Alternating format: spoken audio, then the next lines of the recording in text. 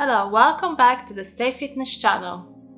If you're new to this channel, let me introduce myself. My name is Daniela. I'm a fitness, nutrition and life coach specializing in obesity and diabetes management. So in today's video is a continuation of the last video which we talked about insulin resistance. So if you want to have a look, I'll leave you the link in the description below and also up here or up here, I don't know.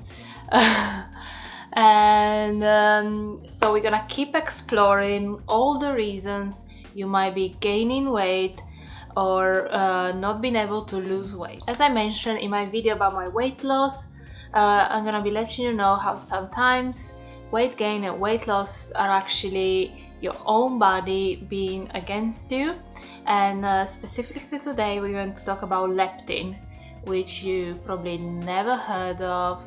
I actually didn't really hear much talking about it. Like, we haven't really learned these things in personal training school because these are all fairly new concepts. But I feel like this information can really lead to better understanding how our body works and how weight loss works. So knowledge is power, my big motto. So let's dive in and let's find out everything we need to know about leptin. So leptin is a hormone secreted by our fat cells. It was discovered in 1994, so 26 years ago. This is almost 27 years ago. This is recent history. So yeah, it's the hormone that tells our body, our brain, that we are full. Fat cells release leptin. Leptin goes into our brain, more specific to our hypothalamus. So if you don't know what hypothalamus is our master gland, is the connection between our nerve system and our endocrine system, so our hormonal system. So yeah, as we said, fat cells release leptin, goes into the brain and tells our brain, stop eating, enough, we're full. So leptin works in a negative loop. When we eat, fat goes up, leptin goes up. We eat less and we burn more. On contrary, when we eat less, leptin goes down. We burn less and we eat more. So in obese and overweight individuals where there's a lot of fat cells, leptin is high. So by logic, if the leptin is high, we should feel really full. But what happens? So why, if you're overweight and obese, you don't feel full all the time? Well, leptin receptors, which is our hypothalamus, don't get the signal. It's like the fat cells send an email that goes into spam. So basically, your brain is chronically convinced that you are starving. This interference between signals is also linked to inflammation in the brain, in the hypothalamus. This is an information that's gonna come to play later on when I'm explaining you about the diet. When the signal between fat cells and brain is broken, we call it leptin resistance. With this new science, leptin resistance is being linked to being the main contributor to obesity. So it's not overeating, it's the fact that your body is not getting the right signal, which makes you overeat and move less. So again, mind totally blown about this information, because yeah, it's literally your body, your own body being against you. So when you're leptin resistant, your brain is convinced, is absolutely certain that we are starving, so it makes us reduce our energy output. So it makes you be more, you can say, lazy, makes you be more apathic, less motivated, and it makes you wanna eat more, because it's like your survival instinct. Essentially, you're starving, eat and don't move so you don't die. And I think knowing this information, I think, can bring relief to a lot of people where they're constantly hungry and they don't know why. I eat, but I'm hungry. Really important to understand for people who struggle with leptin resistance overcome it with willpower is nearly impossible.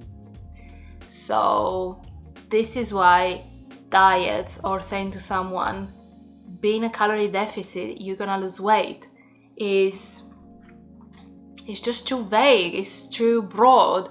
We need to understand how to improve leptin sensitivity so that our brain, our body starts working together with us rather than against us. And another major fact is that when you start losing weight, you start losing fat cells, leptin goes down, hunger shoots through the roof. So how do we fix it?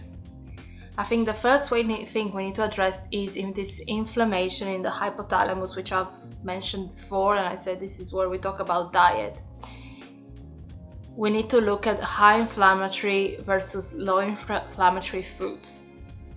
High inflammatory foods are, of course, the one and only sugar.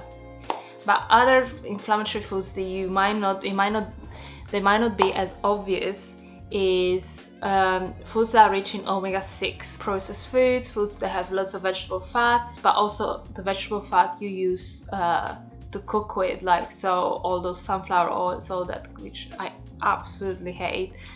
And we need to look to increase omega-3s. So fish, fatty fish. If you don't like fish, take supplement. I can actually leave you in the description below a supplement I found recently, which is really good.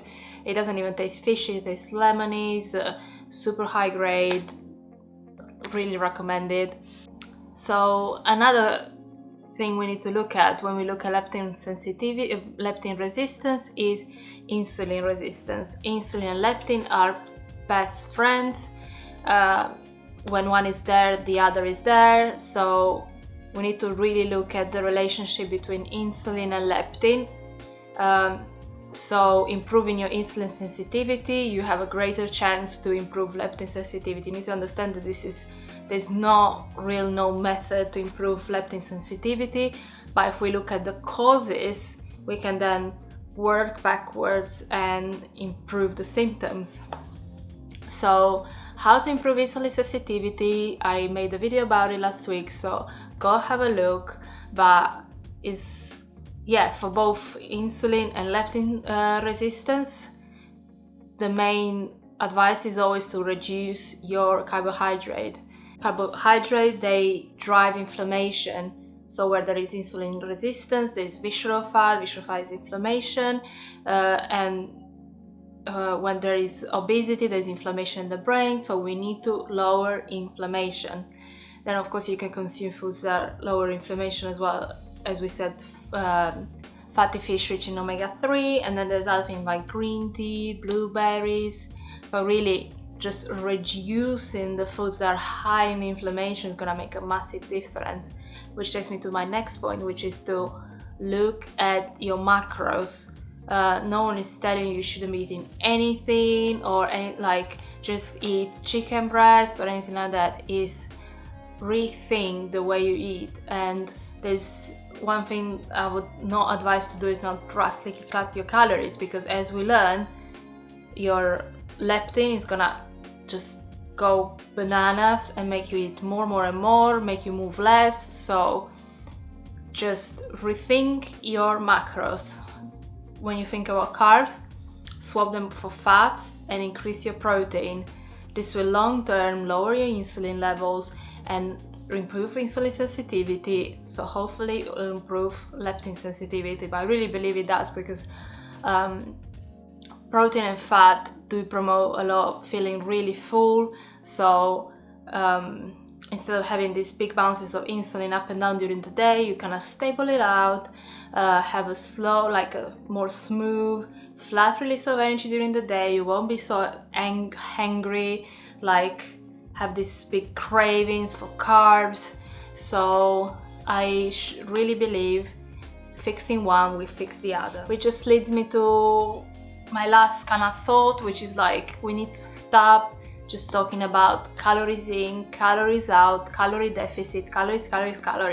We need to start understanding better that each macronutrient has its role, each macronutrient has a different way to be absorbed and metabolized, and we need to start looking at this relationship between hormones and weight loss and weight gain, and how just saying people eat less and move more, it's like if you ask me for a direction, how do I get to London Bridge, and I tell you go north, and you're like, well, can you tell me like turn left or right? And I'm like, go north.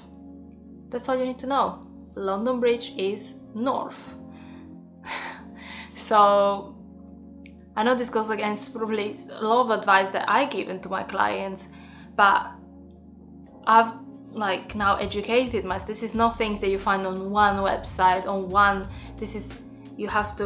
there's information there which you kind of have to collect, look at the studies, and understand each hormone, and then pieces of the puzzle come together and you're like, okay, it's not just about how many calories you eat versus how many calories you burn. It's all these hormones that are so important, and working with your hormones is what ultimately is gonna make you lose weight for good and keep it off, and things are gonna start clicking and you're gonna understand food better. It's not just gonna be like follow a diet, you're gonna know what you're doing. So yeah, I hope you enjoyed this video. If you did, please let me know.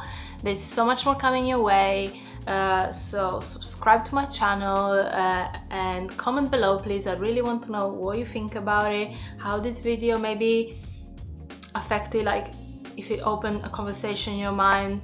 I would love to hear that. In the meantime, I wish you a lovely day. Thank you for watching, and see you next time.